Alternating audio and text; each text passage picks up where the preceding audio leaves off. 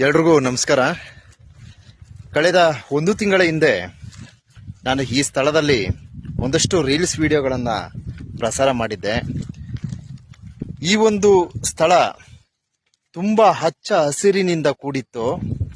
So ಇವಾಗ ಮತ್ತೆ ಈ ಗಿಡಗಳೆಲ್ಲ ಒಣಗ್ತಾ ಇದೆ. ಸೊ ಯಾಕೆ ಈ ವಿಡಿಯೋನ ಪ್ರಸಾರ ಮಾಡ್ತಾ ಇದ್ದೀನಿ ಅಂದರೆ,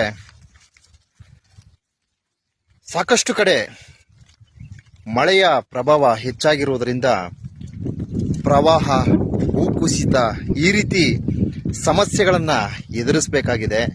ಸೊ ನಮ್ಮ ಭಾಗವಾಗಿ ಮಳೆ ಇಲ್ಲದೆ ಬರಗಾಲವನ್ನು ಎದುರಿಸುವ ಒಂದು ಪರಿಸ್ಥಿತಿ ಮುಂದೆ ಬರುತ್ತೆ.